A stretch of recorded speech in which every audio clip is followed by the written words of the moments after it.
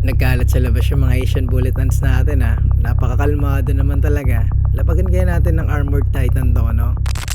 So for today mga Lodi, maglilinis lang sana ako ng outworld ng ating Asian bullet ants kasi ang dami na naman nilang basura. Kaso ang dami nila sa labas, mahirap. Okay lang sana kung isa lang Dahil dyan, gawin natin silang busy. Lapagan natin ng dubya. Armored talaga malala. Mukhang matagal-tagal nila to iti-take down, makunat din to Usually pag nagpapakain ako nakakapasok sa nest, 'di ba? So pag pumasok to talagang pagtutulungan nila. Tapos pag hinabol nila sa loob, takpan natin yung entrance sa nest tsaka tayo maglinis. Ayun kakalapag pa lang talagang tinuturo ka na agad, 'di ba? Pero syempre di papatipag agad yan. Di lang basta naka-vanguard yan, nakataras na talaga yan, nakakiras pa kamo. Hirap din sila i-penetrate yung armor ng dubya no? Ayun na, pumasok na. Check natin kung ano nangyayari sa nest nila bago maglinis. Talagang habulan din malala no? Kaso putya, parang kaya umakyat ulit ng dubya, ayaw niya dun sa nest Ayun na nga.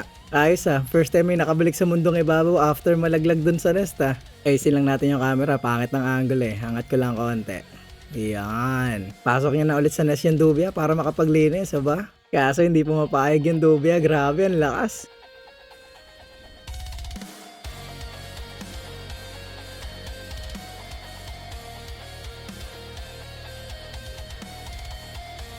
Ayan, na-corner na nila ata yung dubya. May lumalabas na rin sa bibig ng dubya Tapos na kaya yung kanilang paghahunt. Tignan natin kung ipapasok na nila. Hindi na rin gumagalaw Pero joke lang pala. Hindi pa tapos ang laban. Nasa na yon?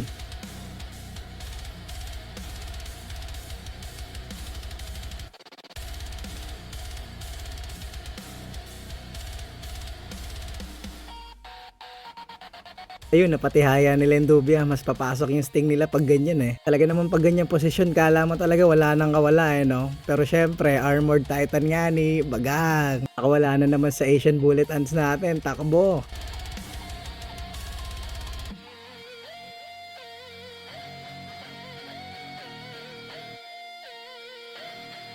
Ayun, napatihaya na ulit nila. Ito na ba yung katapusan ng paghahunt nila? Syempre, hindi pa din. Nagwala na naman yung armored dubya patay kayo dyan, tabi, boom, ayaw niya pumasok sa loob ng nest.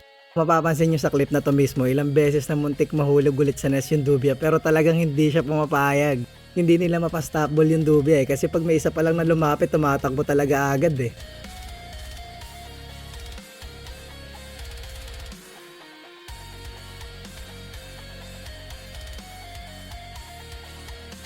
6 minutes pa lang sila naghahan pero feeling ko nangihina na din yung dubya. Pero talaga naman kaya niya pa tumakbo kaso, boom, laglag na. Paglaglag niya, nakatihaya na siya, medyo nahirapan na siya umikot. At mukhang dito na nagtatapos ang paghahunt nila. No cap, legit na talaga to tapos na sila maghunt. So nung nakita kong isa na lang din yung nasa taas, tinakpan ko na yung entrance na itong nest nila para wala na makalabas. Tapos itong natitira, lagay natin sa cup tapos linisin na natin yung mga basura nila. Ganyan lang din naman ako maglinis, pinupulot ko lang yung mga basura nila sa labas para di sila mamantod dyan sa loob syempre. Try natin i-upgrade yung formicarium nila soon para hindi mahirap maglinis. Pero for the meantime, dyan na lang talaga muna sila. So yan na lang din muna para sa ating Sunday special mga Lodi. Bye bye!